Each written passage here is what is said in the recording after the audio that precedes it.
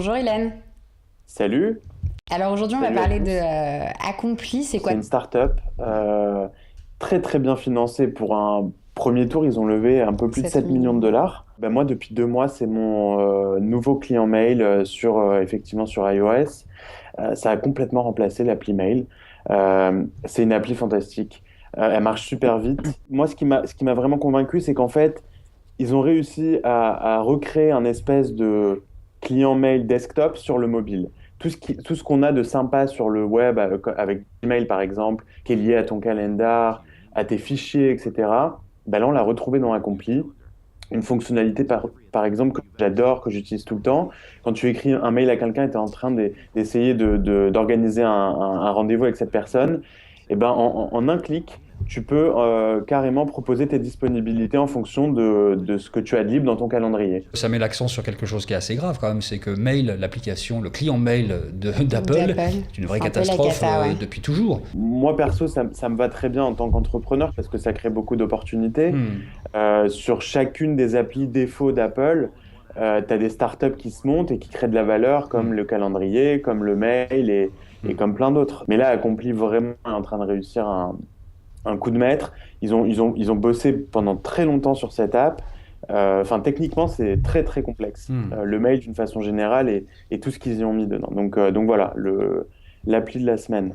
Il y a Ouais. Slack. Slack, c'est quoi? Alors ça, tu nous as dit que c'était le nouveau Yammer, en fait. C'est le fondateur de Flickr qui a lancé ça. Autant dire que le gars connaît un petit peu le business, quoi. Et en fait, il s'agit tout simplement de créer, d'amener dans de l'univers professionnel, en fait, de la messagerie instantanée un petit peu. C'est un peu ça aussi l'idée. Ouais, donc Slack, c'est une boîte que je suis depuis, allez, 1 an et demi, 2 ans maintenant. Je devrais pas trop en parler parce que c'est un concurrent un peu de Jive où je travaille, mais bon, écoute, moi, Où moi tu je, te trouves d'ailleurs en ce moment. où je me trouve d'ailleurs en ce moment juste dans le bureau d'à côté de mon poste d'ailleurs. Hmm. Mais c'est de l'innovation, c'est un très très beau produit. Et alors, c'est entre de la messagerie instantanée et de l'asynchrone Hmm. pour partager des fichiers, pour partager des liens.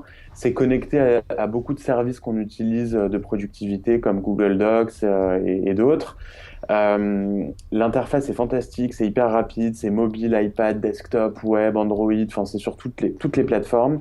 Ils viennent de lever 30 millions ou 40 millions, j'ai un doute, la semaine dernière. 40 millions, très 40 bien. millions, ouais. Hmm. 40 millions, Hmm. voilà. Et donc ça prouve qu'il y a de l'attraction, ça prouve qu'il y a des clients. Enfin Hélène, on va parler d'une start-up française qui en quelque sorte permet de parler aux objets connectés, c'est ça?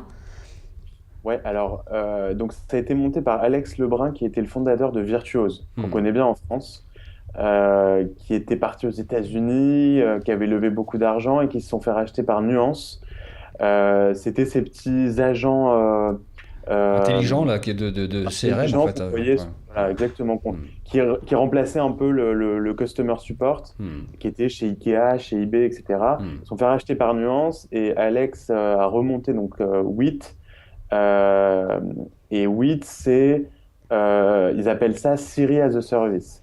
Donc en fait, les fonctionnalités de Siri, donc de permettre de parler et d'avoir un espèce de robot qui comprend ce que tu dis et qui te répond, tu peux l'intégrer maintenant en tant qu'API. Il y a deux questions différentes. Il y a comment les objets connectés vont communiquer entre eux, Mhm. comment on crée un réseau, si tu veux, une espèce de couche Internet entre entre les objets connectés. Et ça, tu as des boîtes comme Sigfox à Toulouse, là, hein, Hmm. Boîte française, qui a ouais. levé, Mhm. voilà, boîte française qui a levé 15 millions, je crois, il y a pas si longtemps, et qui est un peu sur ce créneau-là, donc vraiment enabler. Et Hmm. tu as des startups comme WIT, mais il n'y en a pas beaucoup aujourd'hui, qui, eux, aident les humains à communiquer avec ces objets connectés. Et ça, oui, ça va arriver aussi. Dans les deux sens, de toute façon, on est en train de... Enfin, les objets connectés sont...